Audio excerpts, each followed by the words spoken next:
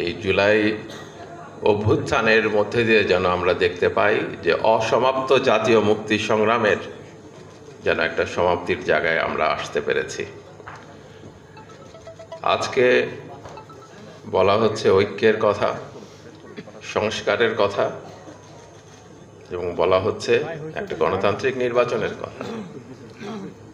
বাংলাদেশের মানুষের একটা গণতান্ত্রিক সংবিধানের আকাঙ্ক্ষা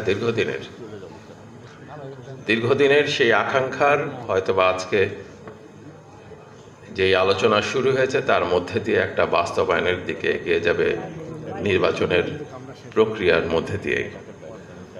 সবচেয়ে বড় কথাটা হচ্ছে যে গত 15.5 বছর যে ফ্যাসিবাদ, বাংলাদেশের ফ্যাসিবাদের ব্র্যান্ডের নাম তো ছিল মুজিববাদ। সেই ফ্যাসিবাদের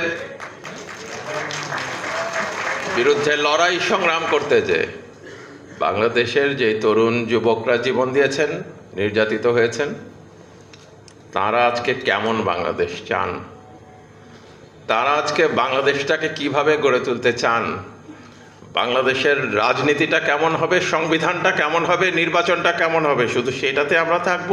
এবং তার সঙ্গে এটাও বলবো যে উচ্চকক্ষ, নিম্নকক্ষ বা রিপ্রেজেন্টেশন কেমন হবে শুধু সেটা না, স্থানীয় পর্যায়ে ক্ষমতার ভিত্তি কেমন হবে, সমস্ত ক্ষমতা কি সংবিধানে সংসদ সদস্যদের প্রতি দেয়া থাকবে, নাকি স্থানীয় পর্যায়ে স্থানীয় সরকার ব্যবস্থা গড়ে তোলা হবে যেখানে সাধারণ মানুষ, বাংলাদেশের খেটে খাওয়া মানুষের অবস্থান থাকবে।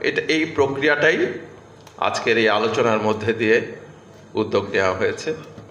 এই প্রক্রিয়াটাই বিভিন্ন সংস্কার কমিশনের রিপোর্টগুলির ভিত্তিতে আসবে। কিন্তু 15.5 বছরে লেয়ারের পর লেয়ার যে ফ্যাসিবাদের দোসরদের বিভিন্ন জায়গায় বসানো হয়েছে, একদিনে, 2 দিনে বা 4 মাসেই সেটার নিরসন সম্ভব নয়।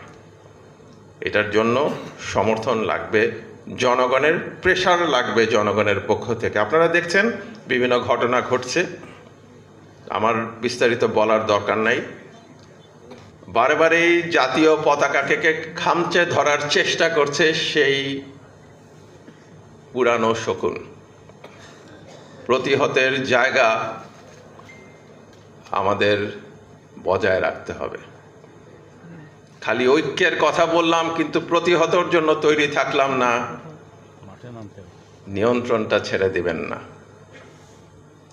যখন নিয়ন্ত্রণ ছেড়ে দিবেন আপনাদের হাতের বাইরে চলে যাবে।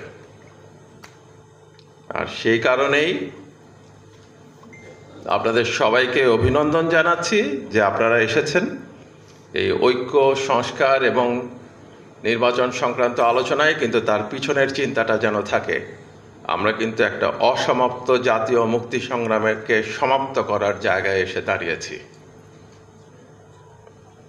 আমরা কিন্তু একটা ফ্যাসিবাদের বাংলাদেশ ব্র্যান্ডকে পরাজিত করে আজকের বাংলাদেশে দাঁড়িয়েছি।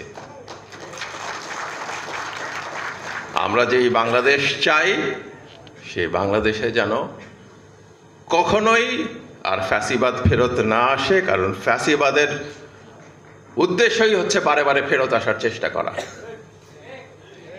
আর এই কথা বলেই আপনাদের থেকে বিদায় নিচ্ছি। সবাইকে ধন্যবাদ।